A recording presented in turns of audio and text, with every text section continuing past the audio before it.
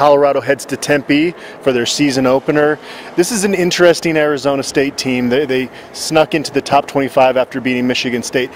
I think it's a pretty good team. I'm still not convinced exactly how good they are. Yeah, me too. I'm not sure.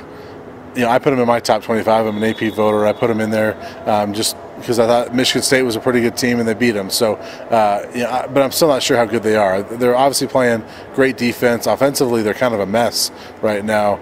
So I'm not sure how good they are, but it's still a tough challenge for CU going down there. ASU the last couple times they've been ranked, they lose a couple the next weeks after that. So.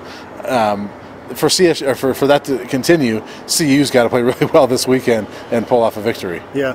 For the first half against Kent State, Arizona State didn't look very good. They turned it on the second half. And then the next week against Sacramento State, not a impressive performance, especially offensively. But, yeah, last week you got to give a lot of credit for them going on the road and winning that game. You mentioned their defense. We heard Jay Johnson, CU's offensive coordinator, talk about how they're very multiple and they really create havoc up front. Yeah, they do, and they play really a six-man front as opposed to a seven-man front. They're very multiple. They'll confuse Steven, or at least put him on his toes throughout the game. He's got to think a lot in this game, and fans will decide whether that's good or bad or not. But Steven's going to have to be on his toes this week for sure. But yeah, offensively, it's been a struggle, and yes, good win out Michigan State, although Pac-12 officials kind of helped them a little bit. Yeah.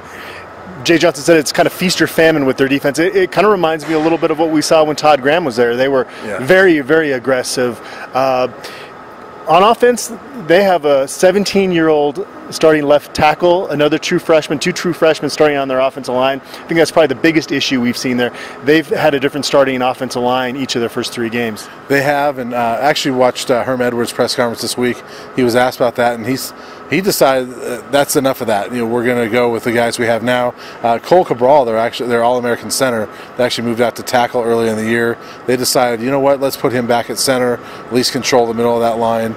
And it sounds like they're going to go with the guys they have for the foreseeable future and stop messing around with those combinations. But yeah, they're very young up front. That's hurt them. Benjamin's not been off to a great start because of that, and he's still very talented and can hurt them, but he's not off to a great start because of that offensive line and their struggles. I saw a stat where Benjamin's been out on 81 receiving routes this year, which ranks second among all running backs in the country. So they are trying to get him the ball, and he did have that game-winning touchdown. He's still a top-level running back, and we've seen with CU's defense them have issues stopping the run so far this year. Yeah, and actually the winning touchdown basically against Sacramento State was on a passing play to Benjamin. So, but yeah, CU's had some trouble stopping the run. Certainly Air Force last week is a different deal. Eno's a different type of running back, but yeah, the Buffs have got to stop the run here, and they didn't last year against Benjamin. And 2 years ago down in Tempe, was I think it was maybe his first carries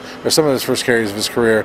Came in late in that game, and not a ton of yards, but he had a big factor in that game as well. So yeah, the Buffs have got their hands full with Their true freshman quarterback, you can tell he's going to be really good. Yeah. Daniels, they've had issues in the red zone. They've gotten in the red zone 11 times, have only scored 3 touchdowns, which clearly dead last in the Pac-12 in terms of touchdown conversion there. I think this offense is going to get better if the offensive line gets better for Arizona State. Still, though, you're going to pin your ears back and try to get after a true freshman. Yeah, I think so. Mustafa Johnson this week talked about that and said, hey, we want to make every quarterback uncomfortable and try to rattle them, but they believe that with this kid being a freshman, that maybe he can get rattled a little bit quicker. And so I would imagine we're going to see some pressure from CU. Whether they can get it or not, that's a different story, but I think they're going to try. Yeah, he was actually the number 1 ranked dual threat quarterback recruit in the country coming out last year. Alabama, a bunch of schools that offered him a scholarship. So it seems like the future is going to be pretty bright with him there at quarterback. They've got a really talented receiver as well. I think this offense at Arizona State can be better than it's been through 3 games. I agree. It hasn't been yet, but it's kind of one of those scary things if you're a CU fan, because you'd expect that ASU offense to, I don't know about explode, but get better at some point. Will it be this week against a CU defense that has not played well in the first half of any game this year? If ASU can exploit that and score 21 points in the first half, then maybe this game is totally different, and it's a tough one for CU. Yeah, they can't start out slow like they did in the last 3 games and have any chance out there. Right. They've gone down to Tempe 5 times before, and they've lost every single game. The average winning margin for Arizona State in those games down in Tempe is 26 points. Yeah. The last time they went down there, if Shea Fields doesn't drop that long, wide open, pass down the field, they probably build up a big enough lead to where they win that game. Right. But generally, it's been pretty ugly with CU down there at Sun Devil Stadium. It has. In fact, that game 2 years ago was ugly in a different way. I mean, they're up 10 in the fourth quarter and lose that thing, I think, by 10 or 11. 11 points, So yeah, it was ugly in that regard. Not ugly start to finish like we've seen, but an ugly finish for the Buffs. And yeah, they should have won that game 2 years ago. But do they have the firepower to win that this year? We'll see. I mean, I'm not sure this is a great Arizona State team, but down there, I'm not sure this is a great CU team either. So, we'll see. It's going to be a tough matchup. It's going to be more than 90 degrees at kickoff. Yeah. It sounds though like as the game goes along, it'll be down into the 80s. I don't know. Obviously, you have to hydrate. That's important. But I don't know if I necessarily think the heat is going to be a huge factor in this game. Well, I know for me, I'm going to start drinking a lot of water on Thursday just to make sure. I know I want to be hydrated.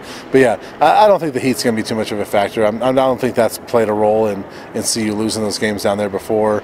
It certainly didn't 2 years ago in them losing that game. So, these guys have talked about, and Mustafa mentioned earlier this week, he said, it's not like you're going to altitude where you can't breathe. It's just hot.